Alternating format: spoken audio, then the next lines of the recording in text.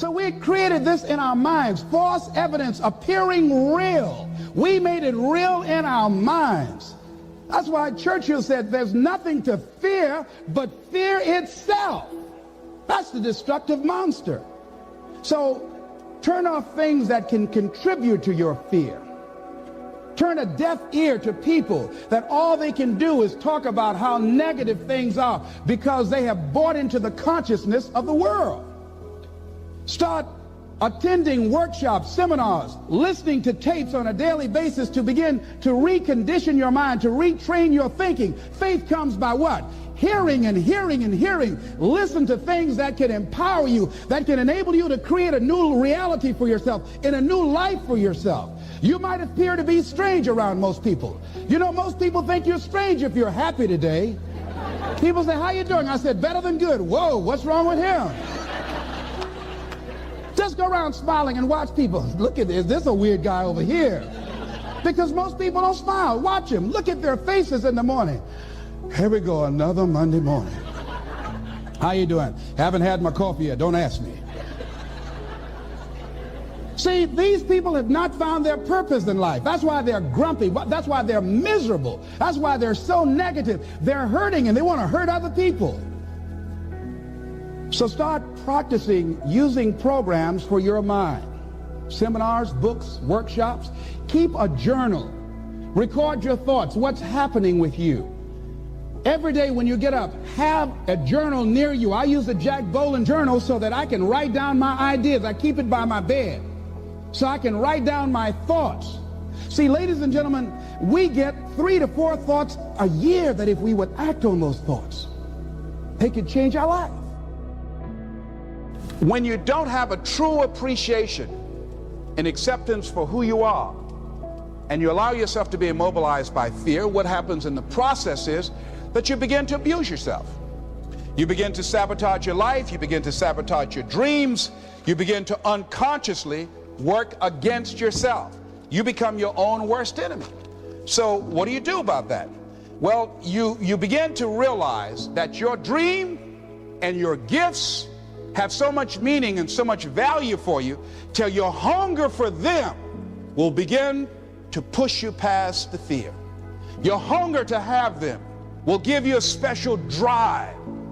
As you work on yourself, as you begin to acknowledge your true identity, the true power that you have, the true capacity you have to bring about change, the miracle working power that you have within yourself to do the things that you want to do. When you take them on, I'm reminded of a man who, this gentleman was doing a special study of a special tribe in Africa, headhunters.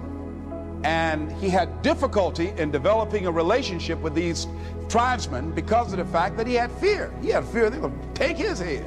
So he worked there for a long time with no effort, no progress in developing a relationship and rapport and being able to achieve a level of trust. So finally one night while he was in bed, he was thinking about it. I said, what is it that you came here to do? What is your life work as a missionary?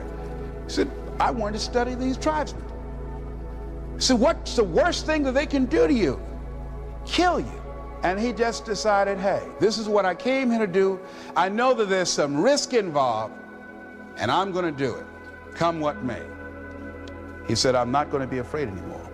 He went back the next day, and he started doing the work and trying to talk to and interview many of the members of this tribe. And they began to respond to him. They threw out the welcome mat to him. And years later, when people came to see what his progress was, they asked him, how were you able to do this? How did you convert the relationship from being hostile to that of being positive? And he said something I think has value for all of us. He said, when life can no longer threaten you with death, he said, what else is there?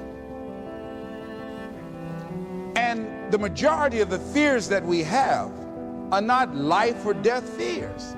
They're not those kind of fears.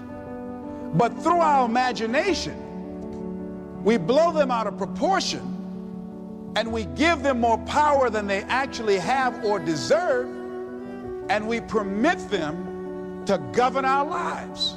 We permit them to determine how far we can stretch out on our dreams and discovering our stuff. And as we begin to look at ourselves and begin to, wait a minute, just getting to the point as you assess yourself and begin to prove yourself and just say, wait, hold a minute, I've been sweating this out. What's the worst thing that can happen to me on this? Will it kill me? Will I die? Why am I going through all of these changes over this? How much power does this really have? And am I the one that's feeding the power into it? See, a lot of times we allow ourselves to be fed and to be programmed into being afraid. I mean, you watch the news and read the newspaper, you'll be scared to come out the house. Am I right? You'd be afraid. So what kinds of things, what kinds of thoughts are you feeding your consciousness? What kind of things are you putting in your mind that will enable you to either move forward or to justify why you're staying where you are?